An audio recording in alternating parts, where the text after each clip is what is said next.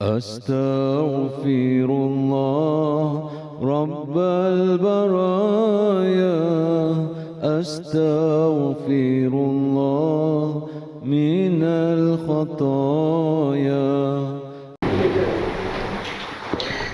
أعوذ بالله السميع العليم من الشيطان الرجيم. بسم الله الرحمن الرحيم.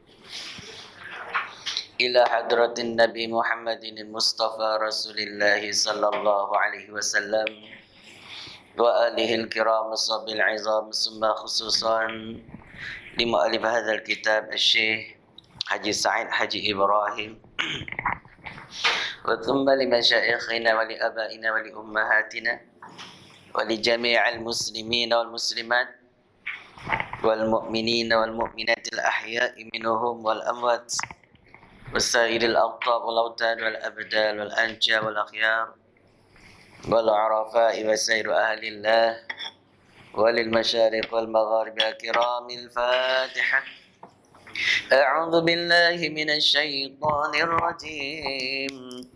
بسم الله الرحمن الرحيم. الحمد لله رب العالمين الرحمن الرحيم مالك يوم الدين. إياك نعبد وإياك نستعين. اهدنا الصراط المستقيم صراط الذين أنعمت عليهم غير المغضوب عليهم ولا الضالين.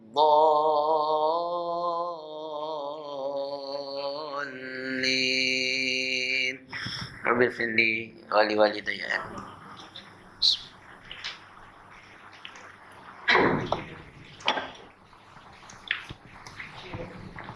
Assalamualaikum warahmatullahi ta'ala wabarakatuh. Alhamdulillahi rabbil alamin. Wassalatu wassalamu ala asyrafil anbiya'i wal mursalin wa ala alihi wa ashabihi ajma'in, amma ba'du. Hadirin yang dirahmati Allah, muka surat 3 kita Jawi, muka surat 4 kita Rumi. Kita Jawi. Baik, insyaAllah sambung masih lagi dalam tajuk Islam sesuai dengan fitrah manusia. Jadi yang lalu kita dah baca Al-Quran yang berbunyi A'udzubillahi minasyaitanirrajim. فَإِذَا قُضِيَتِ الصَّلَاةُ فَانْتَشِرُوا فِي الْأَرْضِ وَابْتَغُوا مِنْ فَضْلِ اللَّهِ وَاذْكُرُوا اللَّهَ كَثِيرًا لَعَلَّكُمْ تُفْلِحُونَ. Daripada suratul Jum'ah ayat 10. Hari ini kita sambung lagi pembahasan dia. Kata dia, qala musannif, Islam mengandungi bermacam-macam peraturan yang ditujukan hanya kepada manusia, sesuai pula dengan fitrah manusia itu, sesuai dengan fitrah manusia yang hidup menempuh dua alam. Mana dua alam tu? Alam dunia, alam akhirat. Iaitu alam dunia dan juga alam akhirat yang memerlukan perseimbangan hidup di dua alam itu. Firman Allah Subhanahu wa ta'ala, A'udzu billahi minasy syaithanir rajim. Wabtaghi fima آتاك الله الدار الآخرة ولا تنس نصيبك من الدنيا. Surah Al-Qasas ayat 77. Dan tuntutlah, yakni carilah dengan harta kekayaan yang telah dikurniakan oleh Allah Subhanahu wa ta'ala kepadamu akan pahala dan kebahagiaan di hari akhirat. Dan janganlah engkau melupakan akan bahagianmu, yakni keperluan dan bekalanmu di negeri dari dunia, kata dia. Kita lihatlah beberapa ayat ni yang tersentuh sikit-sikit. kalimah waw, huruf waw ni kalau nak sebut dia mesti muncung. Waw, waw. Kalau tak keluar muncung tak boleh. Itu dia punya sifat dia. Makhraj dan sifat dia kena jaga. Jadi waw, waw. Dia ke depan muncung. Jadi wabtaghi fima, baca panjang. Pertemuan dua huruf mad di dalam dua kalimah. Mim alif di atas mad dhamma tu, itu satu kalimah. Ataka tu satu kalimah yang lain. Ata tu satu kalimah lain. Jadi dia jadi mad jaiz munfasil. Baca dia 5 harakat, 4 harakat atau 5 harakat. Jadi fima atakallahu daral akhirah, itu ada mad asli mad asli, ta mad asli, 2 harakat, jangan lebih-lebih. Kenapa mad asli nak baca panjang-panjang? Tidak ada satu ulama qira' pun dalam dunia ni yang kata mad asli boleh baca panjang untuk baca Quran. Tak boleh. Dia boleh ketika lain daripada Quran. Azan boleh, baca barzanji boleh, syair boleh. Tapi kalau daripada sudut bacaan Al-Quran tak boleh. Mad asli ni mesti 2 harakat. Nama pun asliyun. Asal-asal mad 2 harakat. Kalau dia tu jadi lebih pada 2 harakat, dia panggil mad far'i. Mad cabang. Far'i tu. Dia cabang yang lain. Jadi mad asli sama ada mad asli sunnah ke mad asli mutlak ke. Dia adalah 2 harakat.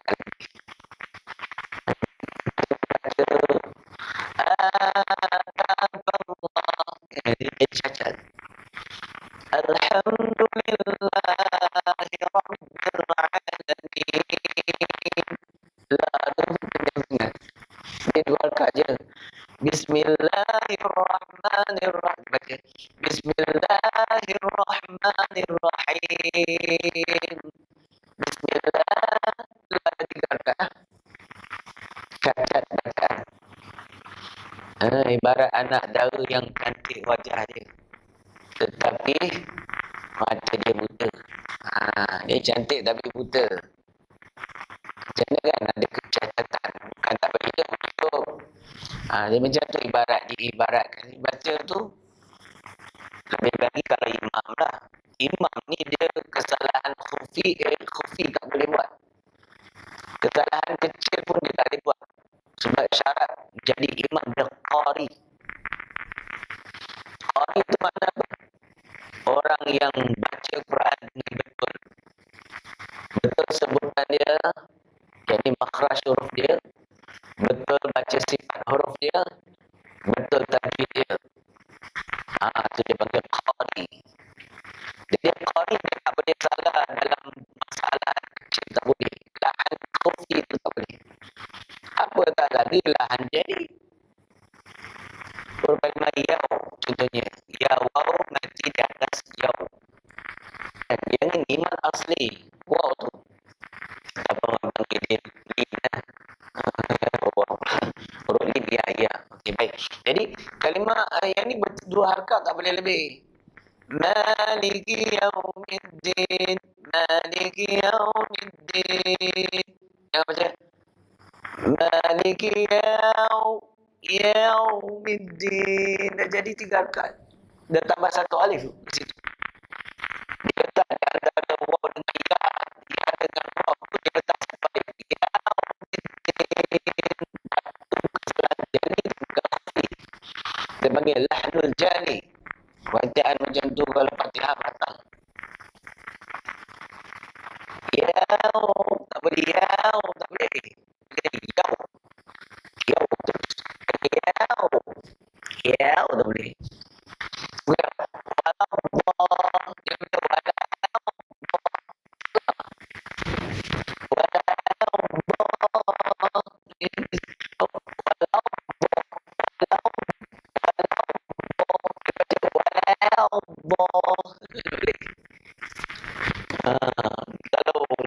Kalau kita dengar imam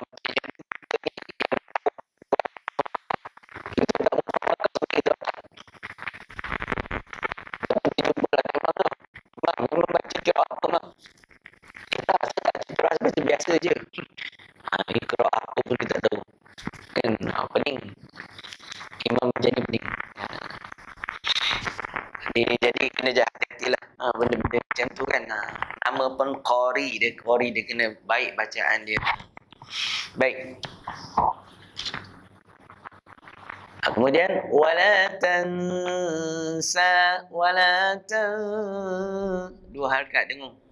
Nun mati bertemu dengan sin kan, ikhfa hakiki. Jadi macam mana nak beza ikhfa hakiki dengan hukum-hukum yang lain? Senang je. Kalau kita lihat dalam tulisan tu tak ada tanda mati. Lepas nun mati di atas tan tu tapi tak ada tanda mati, dia tak bubuh kan? Bila dia tak letak, itu tanda dengung. Itu ikhfa lah tu. Tanda dengung, ingat. Dalam kaedah tulisan resam Usmani, atas huruf nun, kalau tak ada letak tanda mati, padahal dia mati, dengung. Kalau dia letak tanda mati, tak dengung, izhar. Sampai bila-bila baca, jumpa macam tu, ingatlah. Baca Quran resam Usmani, bukan Quran Majid. Quran Majid lain. Resam Usmani itu kaedah dia. Jadi walaupun tak tahu hukum, kita boleh baca dengan betul. Isyarat tu kita faham. Habis. Qala musannif, Islam selaku agama fitrah. Agama fitrah menggesa akan manusia supaya berusaha mencari harta, kekayaan yang telah dilimpah kurniakan oleh Allah Subhanahu wa taala dan mengerjakan amal-amal kebajikan yang mendatangkan pahala. Ini dipanggil ikhtiar. Usaha tu, usaha dan ikhtiar. Usaha tu bahasa Melayu, ikhtiar. Ikhtiar tu bahasa Arab.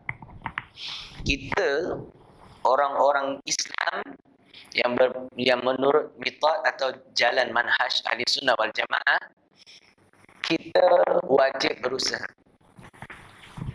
Tapi tidak berpegang pada usaha itu yang memberi bekas. Maknanya usaha yang kita buat, yang bagi jadi bukan usaha kita, tapi Allah.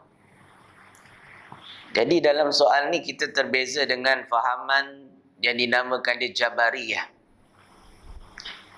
Fahaman Jabariyah ni, siapa-siapa juga, tak kira siapa. Kadang-kadang dia tak perasan yang dia ni sebenarnya berfahaman Jabariyah. Iaitu mereka yang tidak mahu berusaha, lalu menyerahkan segala-galanya itu dengan maksud menyalahkan takdir Allah. Maknanya, aku minum arak ni pasal Tuhan dah tulis tetap dekat azali dah, aku minum arak lah. Asal kau tak sembahyang ni? Ini kita gerak laku kita semua Allah yang jadikan. Aku tak sembahyang sebab Allah tak gerakkan aku sembahyang, kata dia. Ambil. Dia menyalahkan Allah. Menyalahkan takdir Allah. Sebab sekalian manusia ni perlu dipahami, kita ni semua memang di dalam takbir dan juga takdir Allah Subhanahu wa taala. Takdir mubram. Yakni sebelum kita diciptakan, Allah Subhanahu wa taala telah pun menetapkan segala perilaku dan perkara yang terkena atas kita. Sebelum langit dan bumi ni diciptakan, sebelum ada sesuatu, sebelum ada alam yang namanya makhluk, tak ada lagi. Sebenarnya takdir kita, apa yang kita lakukan, datang kuliah, datang solat, terkena baik, terkena sakit, apa semua ni telah pun ditetapkan oleh Allah Ta'ala, dinamakan dia takdir mubram, yang tidak sesekali akan berubah. Jadi takdir, yang hakikat takdir dia tak berubah, kerana dia berkait dengan iradah, dengan kudrat dan juga ilmu Allah Subhanahu wa taala.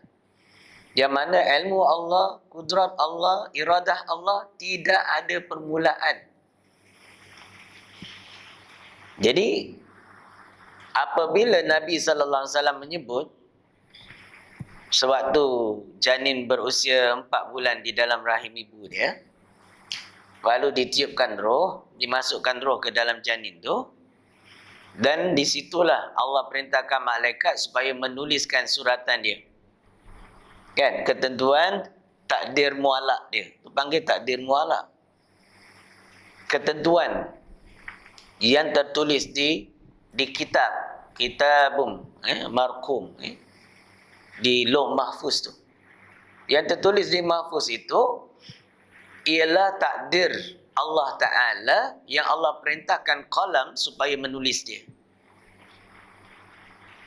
Semua takdir manusia, makhluk Allah ni ada di situ.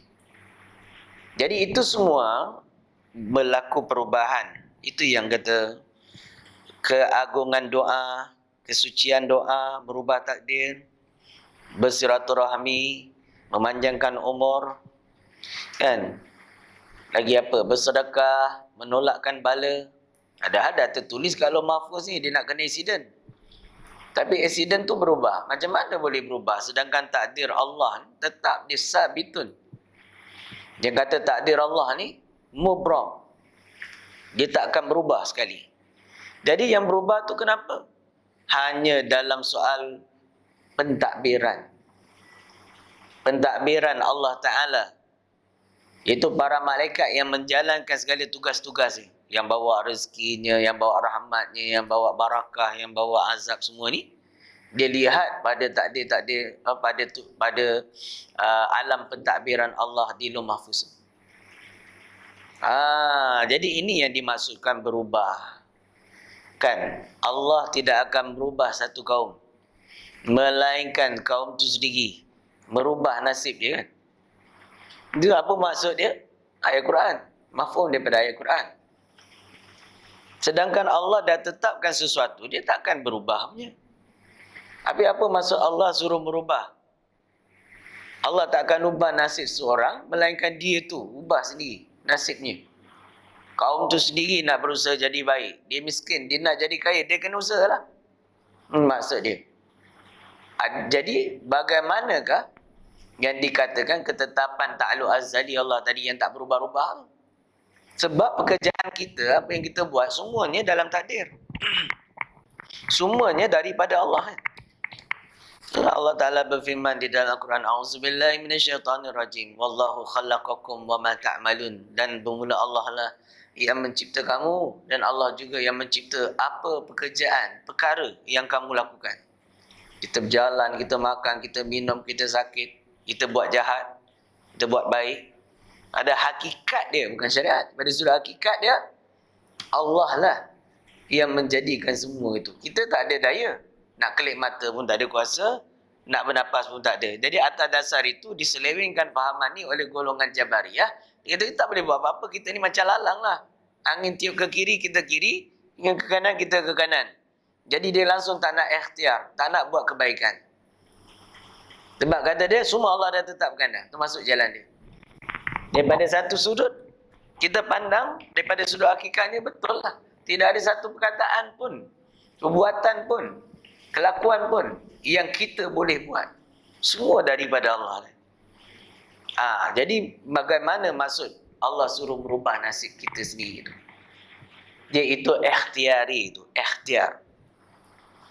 Allah bagi kita akal, Allah bagi kita daya usaha, daya, kekuatan, tenaga lah. Allah bagi kita ilmu. Maka dengan itu kita berusaha berbuat sesuatu. Kalau kita nak jadi orang baik, kita berusaha ke arah kebaikan.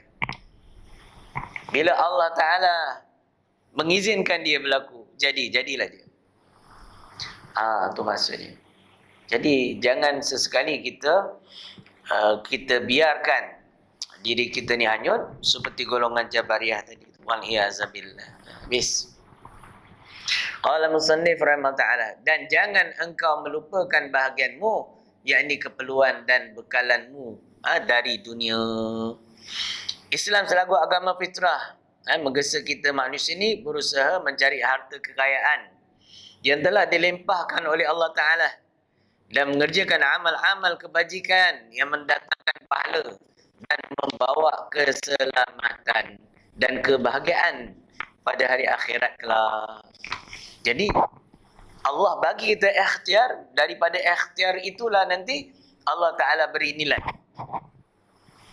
Pada ikhtiar yang Allah, ikhtiar sendiri pun daripada Allah. Tapi maksudnya bila kita berikhtiar, daripada ikhtiar itu tadilah Allah Ta'ala akan beri balasan. Pahala ke, dosa ke. Apa yang ikhtiar kita? Buat kebaikan, pahala. Apa yang ikhtiar kita? Buat kebaikan rupa zahirnya, tapi batinnya riak, tak dapat pahala. Kan? Rupa-rupa kebaikan, tapi dia tak dapat pahala. Jadi maksiat yang terselindung di sebalik kebaikan. Ada. Satu orang datang ke masjid, hari-hari datang masjid, kan satu kebaikan. Tapi dia datang masjid, ada gharak lain. Dalam hati dia, ada maksud lain. Supaya orang pandang dia rajin datang masjid, dan akhirnya orang akan pilih dia jadi pemimpin. Contoh. Dia punya misi dia. Itu dipanggil, itulah keadaannya orang yang digelar sebagai ahli neraka pada takdir Allah. Dalam sebuah hadisnya mafhum Nabi SAW sebut, seorang laki-laki daripada mudanya senantiasa buat kebaikan dan ketaatan, tapi takdir Allah mendahuluinya. Maksudnya Allah telah menetapkan takdir. Dia adalah ahli neraka. Maka kata Nabi, nescaya sebelum mati, sesaat sebelum dia mati, dia akan berbuat dengan satu amal ahli neraka. Maka dengan asbab itu Allah masukkan dia ke dalam neraka. Waliyazabillah.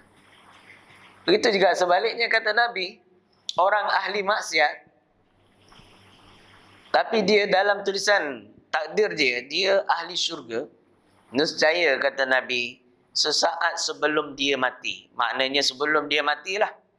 Bukan kisah sebelum dia mati, dia buat satu amal dengan amal ahli syurga. Lalu Allah pun redha kepada dia dan masuk ke dalam syurga, kata Nabi SAW. Jadi kita tahu satu orang tu baik, wara, ustaz, ulama. Tapi kalau Allah takdirkan dia tu ahli neraka, wal-iyazabillah, pasti akan masuk neraka. Gitulah sebaliknya. Orang yang tak beramal, jahat perangai dia, kaki pukul orang, mengenai orang yang kerja dia. Tapi Allah kehendaki dia ni ahli syurga. Pasti sebelum dia mati, dia akan bertaubat, dia akan buat amal-amal ahli syurga. Allah redha pada dia dengan keikhlasan dia, dengan tauhid dia kepada Allah. Masuk dia ke dalam syurga dengan rahmat Allah. Itu dia. Jadi benda ni melibatkan soal takdir ni, kita kena yakin, kena mengimani dia. Baik, qala musannif rahimahullah ta'ala.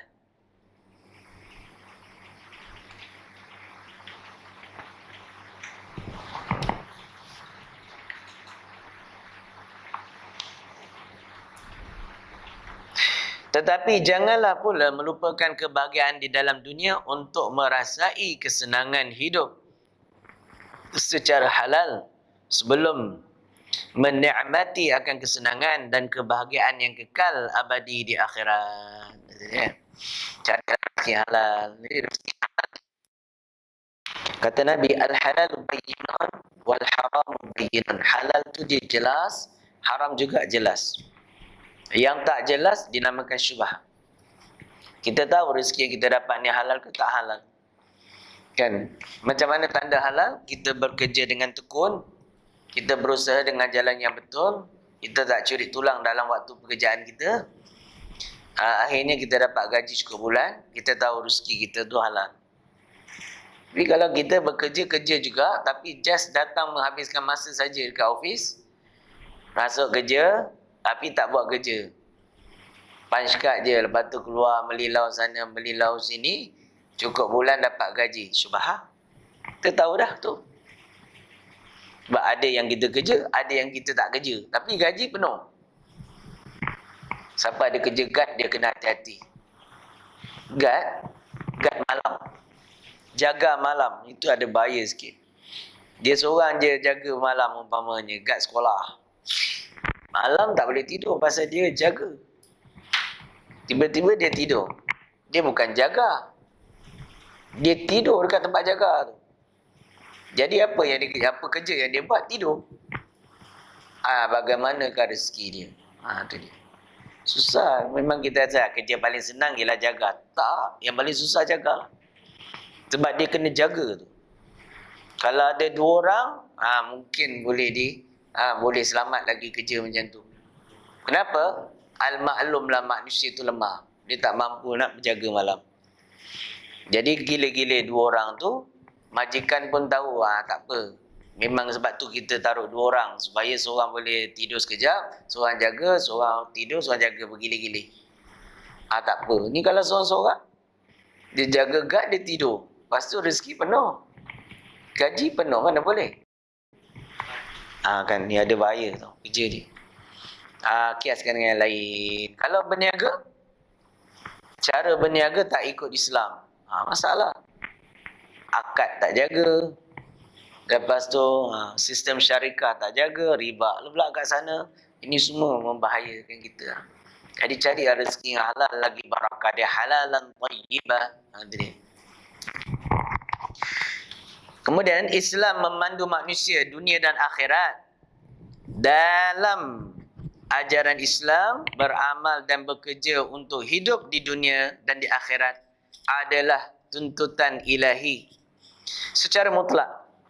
Maka para nabi dan rasul dan juga salafus saleh. Salaf as-saleh ni ialah golongan dahulu kala, golongan orang-orang soleh dahulu kala, dipanggil salafus saleh, yang hidup di abad ke 100, 200 dan 300 Hijrah. Itu panggil salafus saleh. Imam Syafi'i, Malik, Hambali, Hanafi ni semua ni ulama salafus saleh lah. Abu Hasan Asy'ari, Abu Mansur Maturidi itu salafus saleh. Abu Ja'far Ahmad bin Muhammad Ibn Salamah itu salafus saleh.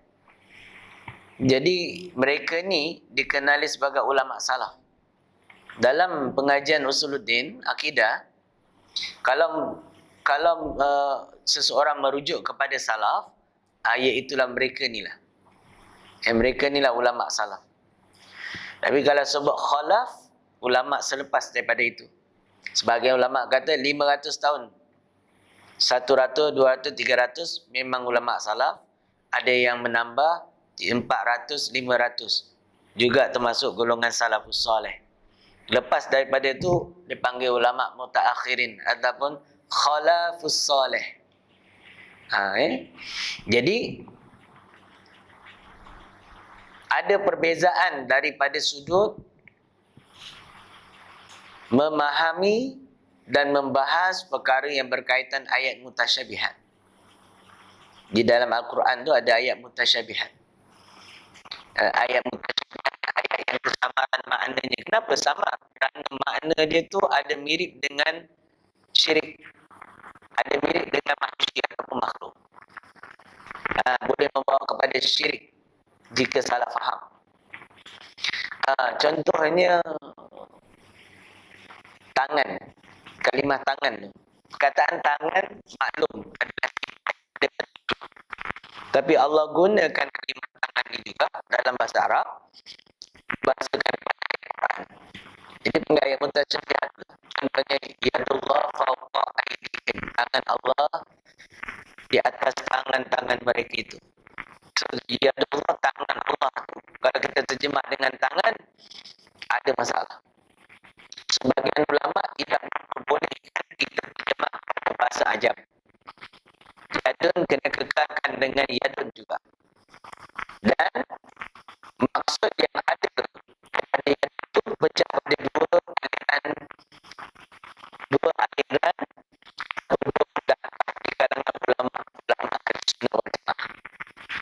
Yang satu ulama salafus saleh, yang dua ulama khalafus saleh. Itu tadi perbezaan salaf dengan khalaf. Jadi ulama salafus saleh bila berjumpa dengan ayat-ayat mutasyabihat dalam Quran, dia tafwid. Makna tafwid tu menyerahkan makna hakikat sifat itu kepada Allah. Ataupun dengan makna lainnya tawakufan. Berhenti daripada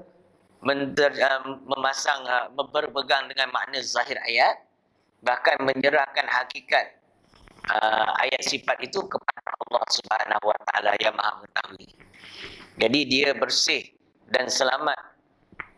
Ni jalan ulama salafus salih. Jadi kalau sebut yadullah, dia kata yadullah ni kita tak payah pandai-pandai nak tafsir sendiri, nak takwil sendiri.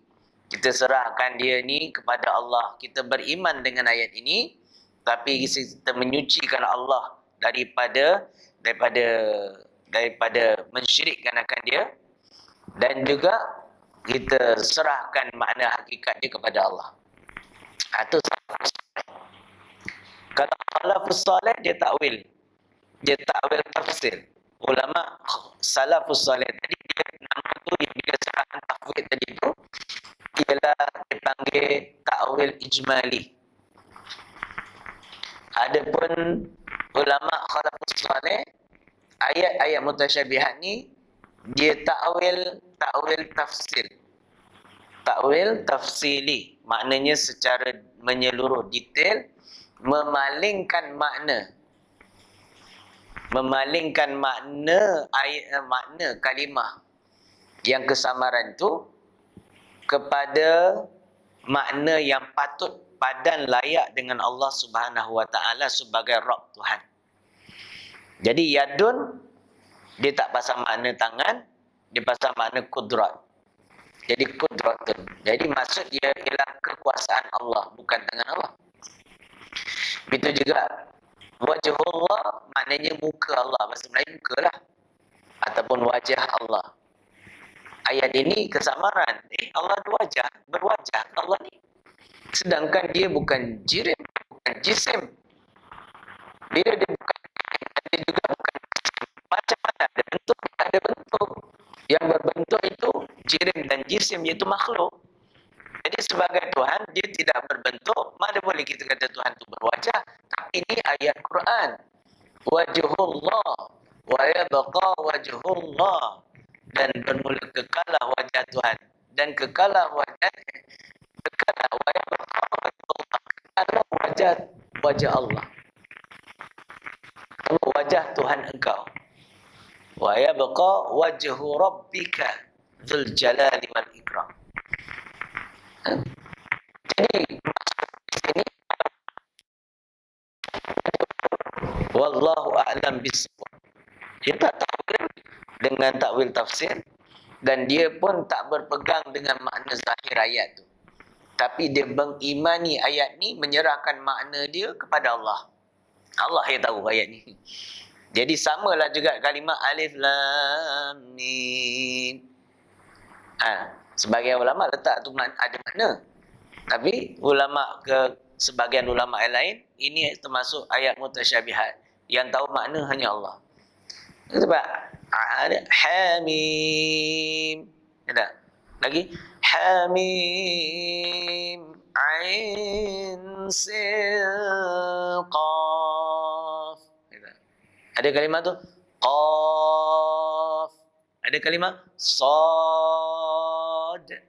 Itu ayat Quran tu semua. Jadi apa makna dia? Serahkan pada Allah. Sama.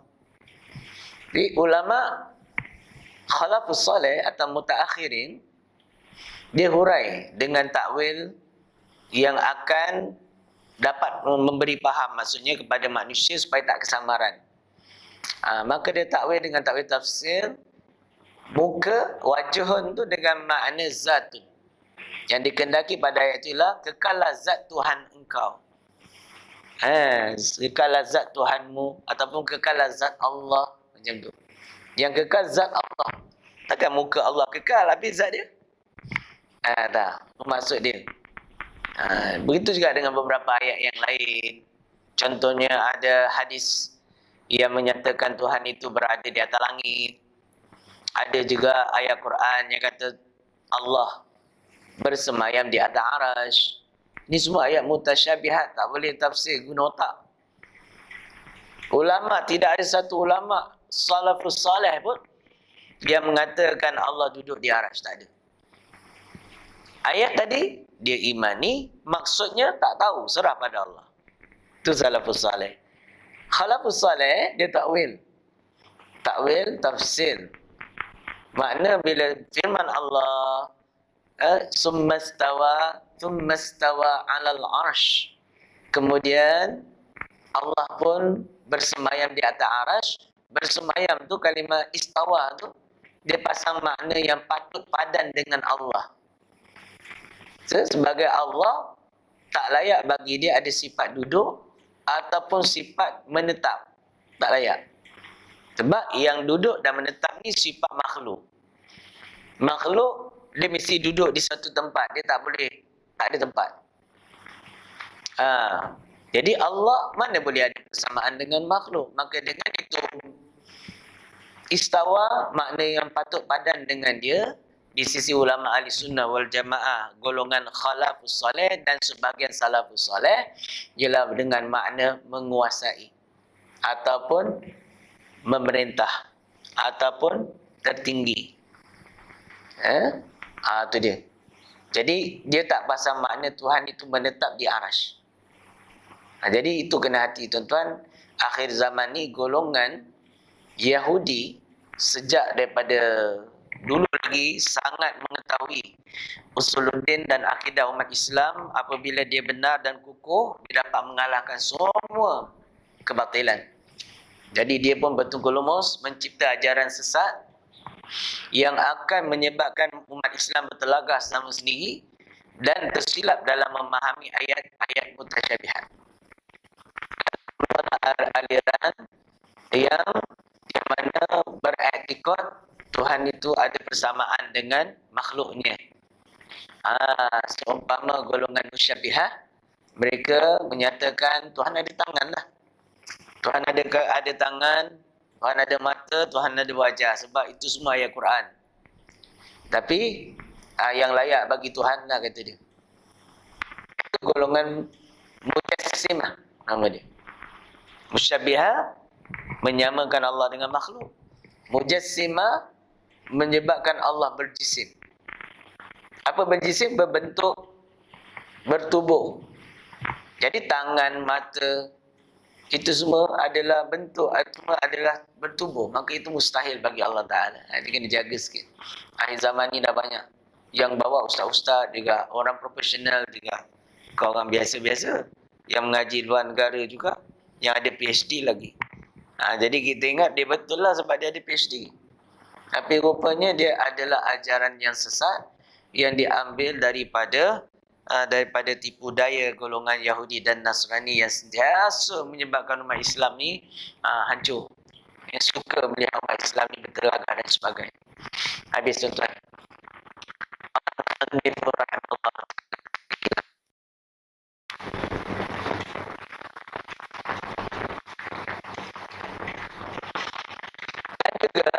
Salafus soleh kata dia dituntut oleh Allah Ta'ala beramal untuk hidup di akhirat sebagai darul baqa. Akhirat ialah darul baqa. Darul tu maknanya negeri, baqa maknanya kekal.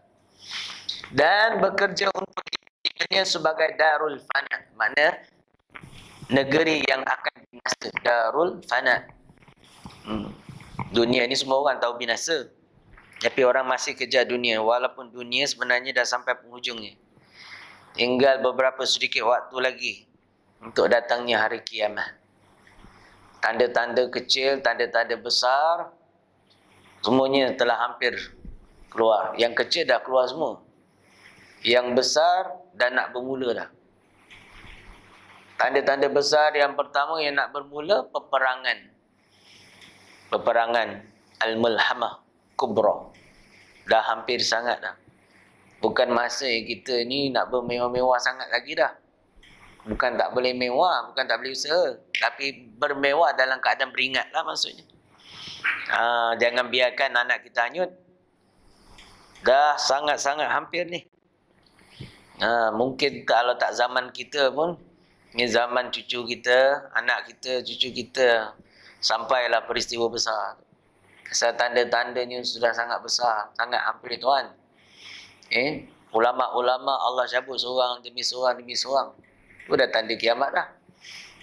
Kemudian yang akan menggantikan ulama yang diambil sebagai pemimpin masyarakat ialah orang yang paling jahat di kalangan mereka, kata Nabi sallallahu alaihi wasallam.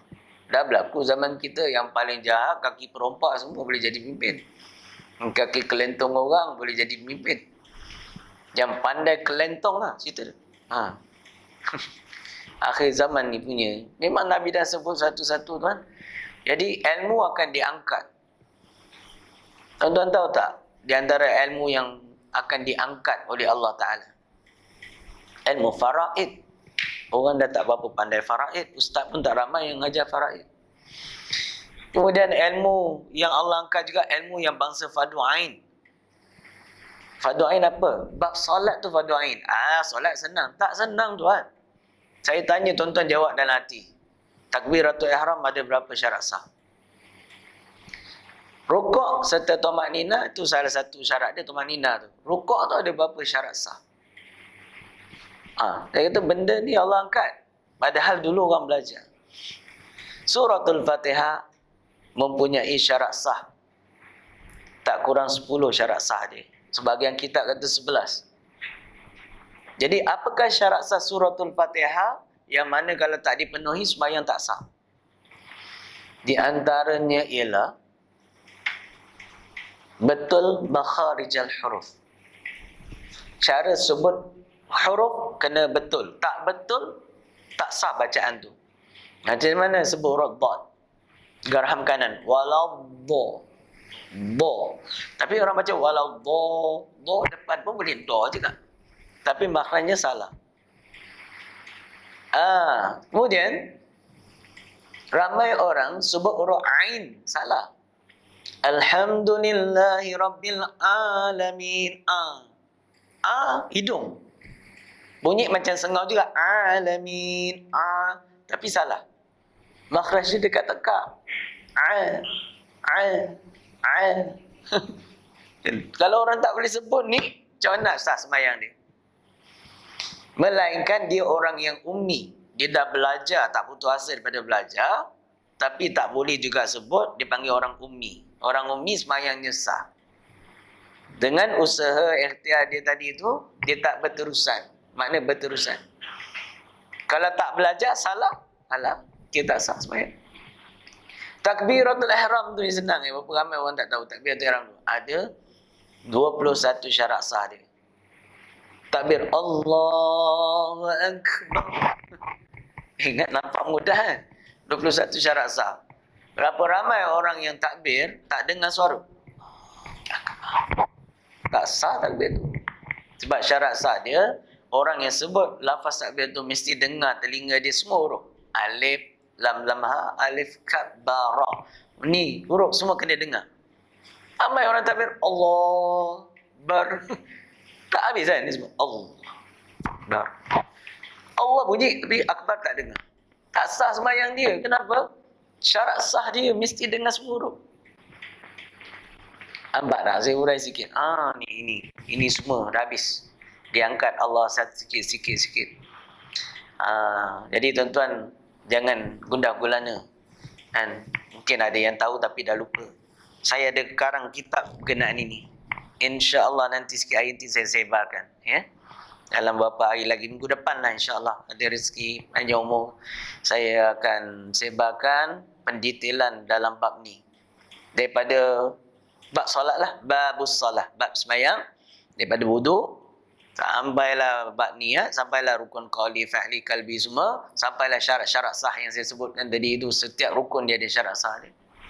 Jadi kalau tuan-tuan nak mendalami, InsyaAllah ambil, jangan ketinggalan untuk ambil kitab ni. Sebab saya ambil rujukannya, saya nakal daripada banyak-banyak kitab yang mutawwalat lah. Mutawwalat tu yang tebal-tebal, kitab Arabnya, kitab Jawinya. Supaya nak memudahkan tuan-tuan.